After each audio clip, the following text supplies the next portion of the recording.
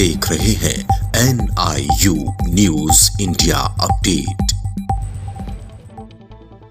आपको स्क्रीन पर दिख रही ये तस्वीरें ग्रामीण भारत की एक सुंदर तस्वीर लग रही होंगी। मिट्टी और गोबर से लिपे गए ये कच्चे मकान आपको ग्रामीण भारत की याद दिला रहे होंगे। आपको ये नजारा बेहद खूबसूरत और शांत लग रहा होगा, मगर 21वीं सदी के इस आधुनिक भारत में जब हम चांद तक पहुंच गए हों और हम विश्व गुरु बनने का दम भरते हों, वहां ये तस्वीरें हमारे जनप्रतिनिधियों को शर्मसार करती हैं। ये तस्वीरें बताती हैं कि कैसे इन निकम्मे जनप्रतिनिधियों ने सिर्फ अपने ही विकास पर जोर दिया, जनता के विकास पर नहीं। जनता आजादी के समय भी गरीब थी, आज भी गरीब है। हालात बदले हैं तो सिर्फ नेताओं के, गरीब जनता के नहीं। यह भारत का ऐसा ग्रामीण गांव है जो आज भी विकास से वंचित है। देश भर में शौचालयों का निर्माण कर स्वच्छ भारत का दावा इस गांव में दम तोड़ देता है। यहां आज भी बहन बेटियों को शौच के लिए खुले में जाना पड़ता है। नहाने तक के लिए भी सभी के पास गुस्सल खाने की व्यवस्था नहीं है। उस पर हद तो ये है कि 21वीं सदी में भी ये गांव की गिनती में नहीं आता, यानी कि ये राजस्व ग्राम सूची में दर्ज नहीं है, जिसके चलते आजादी के 73 साल बाद भी आज तक मूलभूत सुविधाएं इस गांव के ग्रामीणों को नसीब नहीं हो पाई। मूलभूत सुविधाएं जैसे सड़क, बिजली, पानी, शौचालय जैसी नितांत जरूरी सुविधा पाने के लिए भी ग्रामीणों को तरसना पड़ रहा है। ये गांव भारत का कोई दुरुस्त गांव नहीं, और ना ही ये गांव किसी दुर्गम इलाके में है, बल्कि ये गांव उत्तराखंड के उधम सिंह नगर की जसपुर विधानसभा में स्थित है, जिसे तुमरिया के नाम से जाना जाता है। इतने सुगम इलाके में होने के बावजूद भी यहाँ गांव विकास से कोसों दूर पिछड़ गया है। और तो और जिस गांव में महिलाएं हेतु शौचालय तक की व्यवस्था न हो, तो उसके विकास का अंदाजा आप लगा सकते हैं। हमारे ग्राम भोगपुर में नेता लोग आते हैं, लेकिन बहुत सारी वादे करके जाते हैं। चुनाव प्रचार में आते हैं सभी लोग, लेकिन कोई भी वादे पे अपने खरा नहीं उतरता है। हमारे यहाँ ना तो शौचालय है, सारे लोग लेडीज लोग हैं वो जंगल में जाती हैं, आदमी है सारे, चलो जेंट्स तो एक बार को चला जाता है, लेकिन सारी लेडीज को जंगल में जाना पड़ता है। ना शौचालय है, और बिजली की भी इतनी वो नहीं है कि जैसे आनी चाहिए, वैसे कोई भी वो नहीं है। और कोई सी भी योजना, जितनी भी सरकारी योजनाएं हैं, कोई भी हमारे क्षेत्र में एकदम से लागू नहीं हुई। और राजस्व हम चाहते हैं कि हमारा ये जो क्षेत्र है इसे राजस्व में घोषित किया जाए, इसे भी एक मान्यता मिलनी चाहिए, क्योंकि यहाँ पे बहुत सारी जनता पब्लिक ऐसी है कि जो सारे ही जितनी भी योजनाएं सरकार के द्वारा दी जाती हैं उन सबसे हम लोग बिल्कुल वंचित हैं। वहीं इस ग्रामीण परिवेश में बसे इस ग्रामीण गांव का नजारा किसी फिल्मी सेट से कम नजर नहीं आता। ये आईना है आज के डिजिटल भारत का, जहां जसपुर विधानसभा के भोगपुर डैम इलाके के ग्रामीण अपनी जिंदगी आज भी बिना किसी सरकारी सुख सुविधाओं के काट रहे हैं, जो आज भी कच्चे मकानों पर ही रहने को मजबूर हो रहे हैं। और जहां केंद्र सरकार से लेकर राज्य सरकार बिजली, पानी, सड़क, शौचालय से लेकर हर मूलभूत सुविधाओं को हर क्षेत्र में पहुंचा देने का दावा कर रही है। बड़े बड़े अखबारों में फुल पेज विज्ञापन छपवाकर अपनी कामयाबी का ढोल पीट रही हो, लेकिन धरातल पर सरकार के तमाम योजनाओं से ग्रामीण आज भी कोसों दूर है। ना तो यहाँ रहने के लिए पक्के मकान हैं, और ना ही चलने के लिए सड़क, ना ही शौच करने के लिए शौचालय, और ना ही उपचार के लिए अस्पताल। मैं गुरदीप सिंह यहाँ का निवासी हूँ। मेरी जन्मस्थली यहाँ की है। हम बहुत ही समस्याओं से परेशान हैं।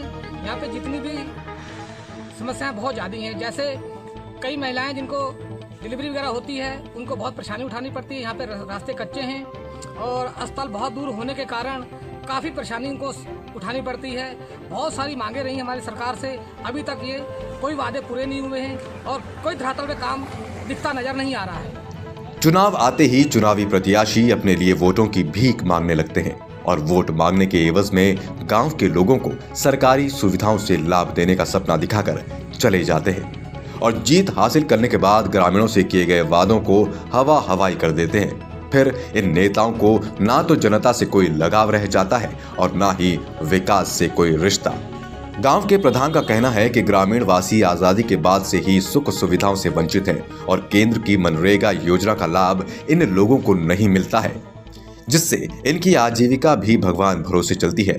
वहीं कोरोना काल में छीने रोजगार के बाद से अब हालात बद से बदतर होते जा रहे हैं। प्रधान का कहना है कि पूर्व विधायक ने तो यहाँ पर कुछ सड़कों का निर्माण कराया था, पर वर्तमान विधायक ने यहाँ पर कोई विकास कार्य नहीं किया। लिहाजा अब जल्द से जल्द इस गांव को राजस्व ग्राम घोषित किया जाए, अन्य किसी ग्राम सभा से अटैच कर दिया जाए, जिससे ग्रामीणों को सरकारी सुविधाएं मिल सके। तीर्थनगर का एक ऐसा पिछड़ा हुआ क्षेत्र है जहाँ पे हमने पहले से ही प्रयास शुरू किया था और मूलभूत सुविधा से ये लोग बहुत वंचित तरीके से हैं। इन्हें कुछ भी सुविधा नहीं मिल पाती। जो हमारी केंद्र सरकार की योजना है मनरेगा योजना के तहत भी हम काम दे सकते हैं, पर मेरी राजस्व ग्राम जिस ग्राम पंचायत का मैं मुखिया हूँ, मैं जॉब कार्ड नहीं बना सकता हूँ। ये मैंने मुख्य विकास अधिकारी को और ऊपर देहरादून में मनीषा पवार जी को भी लिखा, उन्होंने भी कोई संज्ञान नहीं लिया। ना तो हमारे मुख्य विकास अधिकारी जी ने संज्ञान लिया, ना बीडीओ साहब ने संज्ञान लिया। ये बहुत एक रवैया गलत है सरकार का कि मोदी सरकार के होते हुए हमें यहाँ कोई सुविधा नहीं दे सकते। ना तो खुद सरकार खुद ही आके देखे, विधानसभा लोकसभा की वोट पड़ती है, वो लोग उन्हें खुद आके देखना चाहिए। ये पिछड़ा हुआ इलाका है, पिछड़ा हुआ। वहीं जिस स्थानीय विधायक को इन ग्रामीणों की सुध लेनी थी, वहीं विधायक आदेश चौहान खुद हाथ खड़े करते हुए इसका ठिकरा वर्तमान सरकार पर फोड़ रहे हैं। विधायक आदेश चौहान ने अपना पल्ला झाड़ते हुए त्रिवेंद्र सरकार को आड़े हाथों लिया और कहा कि अगर सरकार की सोच अच्छी होती तो तुमरिया को एक शानदार पर्यटक स्थल बनाया जा सकता था। साथ ही कहा कि मैंने कई पत्र सरकार को इस क्षेत्र के सौंदर्यीकरण के लिए लिखे हैं, मगर सरकार की क्या मंशा है ये अब जग जाहिर हो रही है।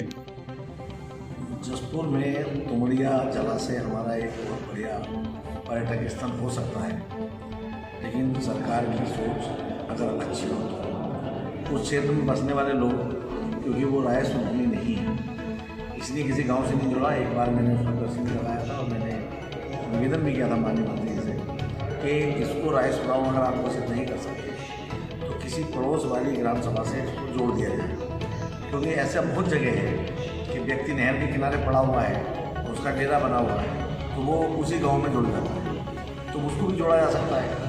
लेकिन सरकार की जो है सोच सही नहीं लगती। और उसके पास एक CHC सेंटर पड़ता है पटना में, वहाँ डॉक्टर नहीं है। तो क्योंकि हमारा जसपुर क्षेत्र का सबसे इंटीरियर इलाका अगर कहा जाए, दूरस्थ इलाका कहा जाए, तो वही क्षेत्र है और वो लोग आज भी उस चीज़ से वंचित हैं। जो सुविधाएं उनको मिलनी चाहिए वो नहीं मिल पा रही और उसकी वजह ये है कि वो राजस्व गाँव घोषित ना हो। हैरानी की बात है कि तुमरिया राजस्व भूमि में आता है, जिसके चलते इसे आज तक इसे राजस्व ग्राम घोषित नहीं किया गया।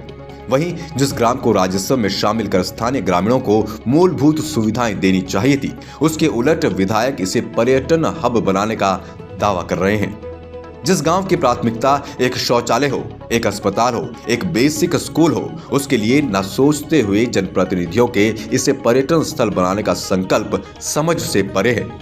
आखिर ये लुभावने सपने दिखाकर कब तक की जनप्रतिनिधि जनता को गुमराह करते रहेंगे, ये एक बड़ा सवाल बन गया है। Bureau report, news India update. आप देख रहे हैं NIU न्यूज इंडिया अपडेट।